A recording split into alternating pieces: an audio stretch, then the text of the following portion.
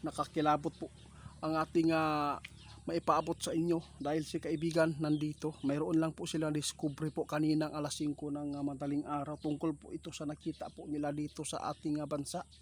Sana po maibaling ito sa ibang bansa ito guys mangyayari kasi nakakakilabot. Hindi pa daw ito nangyari kaibigan. Ano po ba itong nakikita po ninyo?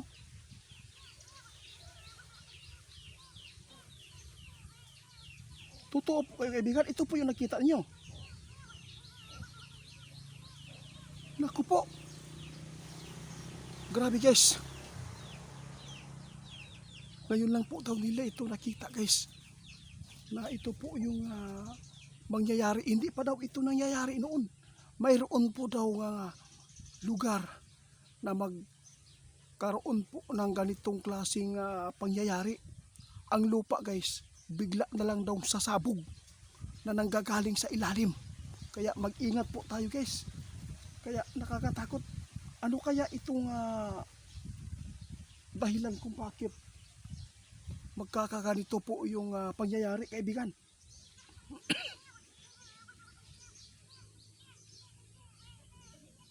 Ko. Guys, nakakatakot po itong balita ng ating kaibigan. Na-discover po nila ito kaninang madaling araw na mayroon po daw panahon na bigla na lang magugulat ang mga tao dahil sa pagsabog sa lupa nanggagaling sa ilalim ng kalupaan. Kaya kung ano man po itong nakita nila guys, no, nasa inyo na lang po kung naniniwala kayo sa mga ipinapaabot ng ating mga kaibigan. Pasensya na guys, grabe, hindi ko talaga inaasahan ito na maapaabot ng ating kaibigan. Pati kamay ko nanginginig talaga guys kasi parang mayroon po akong nakuhang impormasyon po ngayon. Kasi si kaibigan talaga kapag mayroon silang nakikita hindi maganda na mangyayari dito sa atin, kaya agad po sila nagbabala. Guys, isa po ito sign na hindi maganda yung lindol. Baka po yung lindol po ang mag-umpisa dito tapos biglang sasabog po yung sa ilalim ng lupa. Kaya maghanda kayo guys dahil po ay napakadelikado ito natuklasan ng ating kaibigan. Na discover po nila sa ilalim po ng kalupaan na mayroon po daw mangyayari na bigla na lang sasabog na pwedeng ikamatay ng maraming tao dahil po sa nakita nila. Kasi doon po dadaan po yung tubig. Kaibigan, ano naman to kaibigan, kung ganito naman lagi, walang kwenta talaga ang magpayaman sa mundo. Mas maganda kung sino man po yung may mga pira dyan na sapat, itutulong na lang natin sa iba kung sobra-sobra naman yan. Tama, hindi naman po madadala yan eh. Salamat kaibigan ha.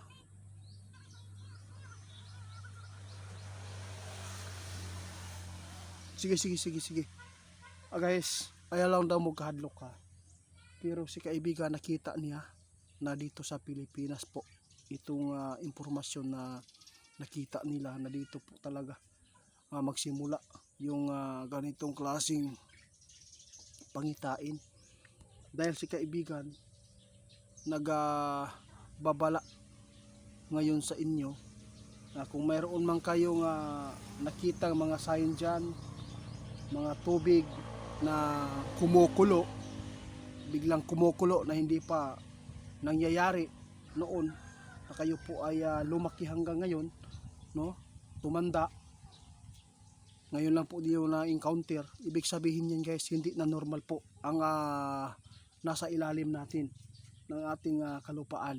Kasi mahirap po na hindi namin ipapaabot ito natuklasan ng ating kaibigan. Hindi po ako ang nagpaabot dito kundi ang mga kaibigan ko. Tama ka kaibigan? Oo nga, tama si kaibigan guys. Mas maganda ipaabot. Oo nga. Grabe. Sobrang grabe na talaga ang nakikita ng mga kaibigan natin. Sa lahat ng makapanood sa amin, kung mayroon man kayong natuklasan dyan na mga tubig na bigla na lang kumukulo, ibig sabihin yan, hindi maganda ang nangyayari sa ilalim. Hindi natin alam guys, ang lindol ito, pag niyanig, baka po sasabay itong pagsabog sa ilalim ng lupa dahil sa nakita ng mga kaibigan natin na ito ay impormasyon. Hindi pa daw ito nangyayari noon, no? Baka ngayon lang, nabigla na lang sasabog po, kaya doon lalabas ang tubig. Ibig sabihin nito, talagang mayroon talagang posibleng mangyayari na ang lugar na magka ganyan, no, pwedeng magkaroon po ng tubig ang lugar niyo at lalamunin po yung lugar. Kaya nakakatakot po itong mga impormasyon guys, no? Hindi po ito pangkaraniwan, hindi po ito kaya ng mga tao na ipapaabot. Si kaibigan lang po talaga ang nakakita na may masagupa natin daw dito sa mundo, na bigla na lang sasabog ang lupa sa ilalim, ha? Kaya sa lahat ng makapanood sa amin, nasa inyo ang pagpapasya kung maniniwala man kayo. Basta kami, paabot namin kung ano po ang pangyayari.